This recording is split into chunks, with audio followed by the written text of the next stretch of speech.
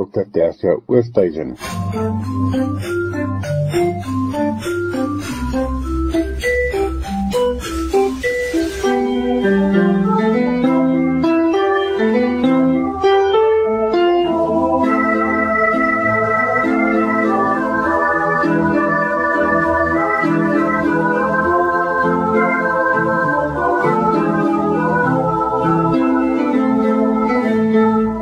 Goeiemôre Willem, goeiemôre luisteraars.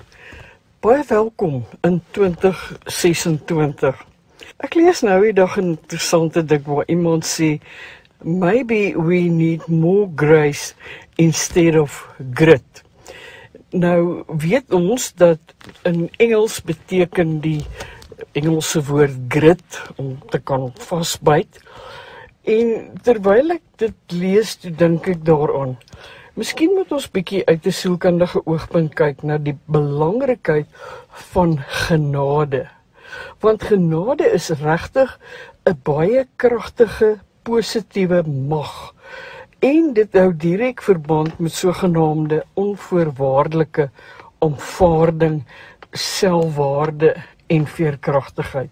Met ander woorde, as ons hierdie nuwe jaar binne gaan met die hele idee van ja, dit is so, ons gaan planne maak en ons gaan dinge nuut en anders doen en ons is entoesiasties en ons wil mense motiveer en ons wil graag hê mense moet inkoop in ons energie van die nuwe jaar, dalk met nuwejaarsvoornemens of met hierdie durf en daad waarmee ons die lewe wil aanpak.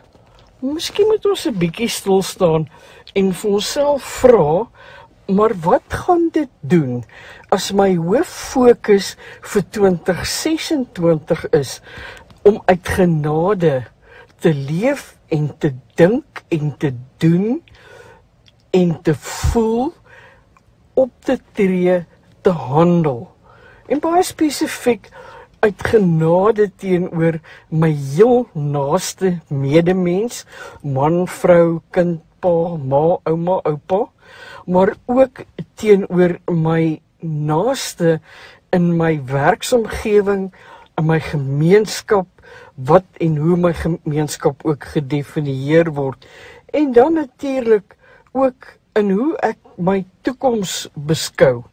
Nou terwyl ek dit sê, wil ek terugkom na, baie van julle dalk al gehoor van die sielkundige Carl Rogers, wat baie gepraat het oor onvoorwaardelike positiewe aanvaarding. In Engels staan dit bekend as unconditional positive regard.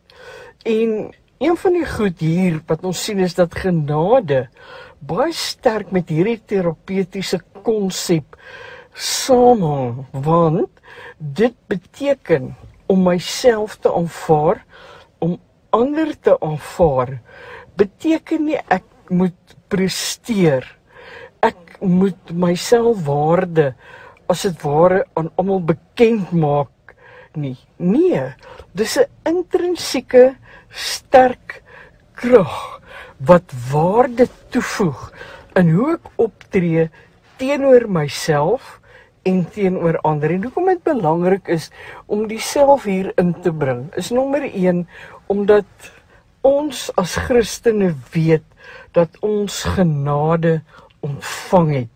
En dit posisioneer ons juist soveel beter om te weet wat is die werklike betekenis van genade, wat is die omvang van genade, en waarom is dit ook belangrik vir my om uit genade te leef. En dit bring ons by 'n interessante volgende aspek, wat beteken dat om menslike genade, begrip, omgee, vergewensgesindheid, aanvaarding teenoor ander te betoon, beteken ook dat dit wat ek uitleef en hoe ek dit uitleef, ook iets gaan wees wat ek self gaan ontvang. Ons het al van tevore gepraat oor die belangrikheid van die sogenaamde spieelneurone. Met ander woorde, dit wat ek iemand anders sien doen, veral iemand wat vir my belangrik is dan ook daardie gedrag wat ek inkorporeer. kyk 'n bietjie, gaan eet uit saam met iemand of gaan drink koffie saam met iemand en sê net maar, sit met jou hand op jou ken en gesels en kyk hoe lank vat dit die ander persoon om presies dieselfde te doen. Veral as daar goeie verstandhouding of 'n goeie, lekker, gemaklike interaksie tussen julle is. Hierdie mirror neurons of speelneurone beteken dat ek dan, as ek so optree, dat die genade blyk uit hoe en wat ek doen, ander dit gaan begin raak sien en soortgelyk teenoor my in my omgewing en teenoor ander gaan optree. En uit die aard van die saak bring dit vir ons 'n hele klomp geestesgesonde voordele, want uit die aard van die saak dink en voel en handel ons nou teenoor ander met verminderde angs. Ons innerlike ondersteuning en krag is nie afhanklik van prestasie en om te beïndruk nie. Ek is net gewoon wie ek is. En daarvoor het mense respek. As mense sien dat ek eg is in my handel en wandel, dan behandel hulle my ook met waardigheid. Genade vir 2026, om uit en deur en tot genade te leef.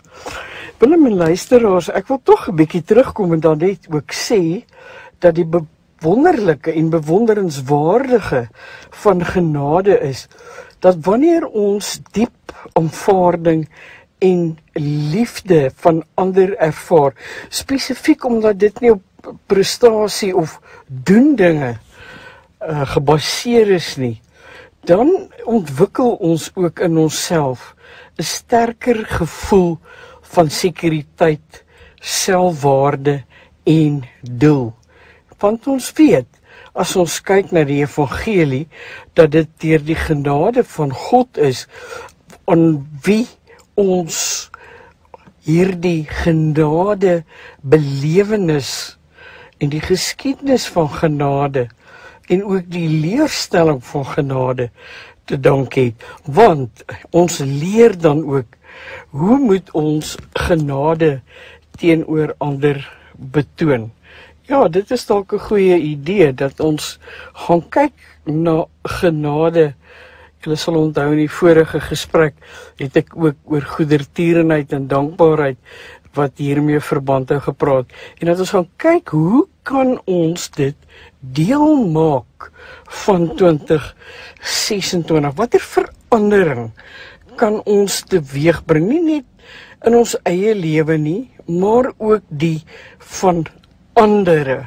Want hierdie genade bring uit die aard van die saak 'n groot stuk genesing tussen mense, veral waar daar wrywing, konflik, disrespek, onwaardige behandeling is. En dit sluit onmiddellik aan by ons gerigtheid daartoe om uit ons waardes te leef en om ons karakter te bou.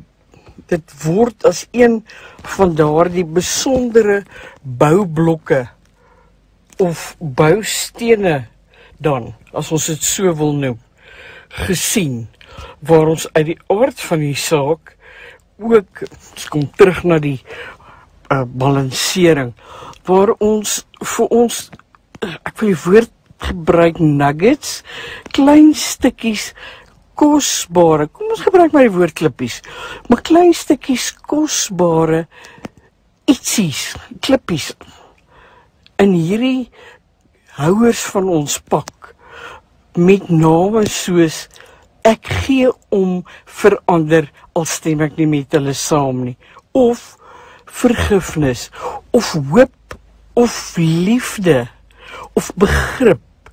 En elke keer wanneer ek na hierdie balansering kyk, en ek is op hierdie wipplank en ek kyk na hierdie veerkragtigheidsboublokke, en ek begin dit as dit ware uit mekaar uithaal, dan is dit hierdie deeltjies, hierdie klippies wat ek raak tas.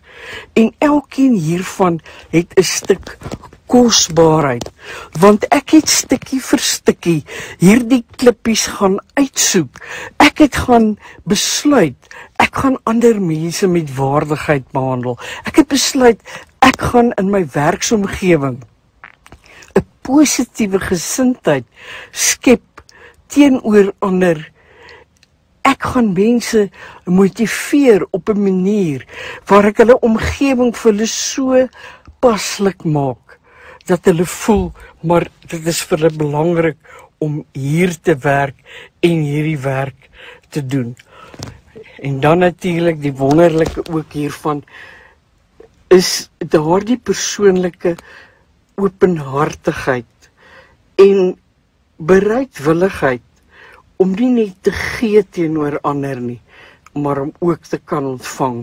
Vir party van ons is dit moeilik om te kan ontvang, maar hier is amper 'n soort van 'n heilige aksie aan die gang wat vir my as gewer dan ook gereed maak om genade in ander raak te sien, te erken en van hulle te ontvang.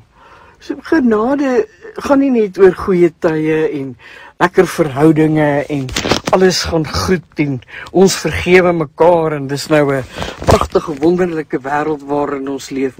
Nee, genade beteken dat ons 'n diepe sielsondersoek moet doen en dat ons hierdie sielse spier waar dit kom by kyk anders, doen anders, dink anders, sodanig in ons lewe deel moet maak van ons optrede, van ons perspektief, dat mense graag aangetrokke sal voel om dieselfde te doen.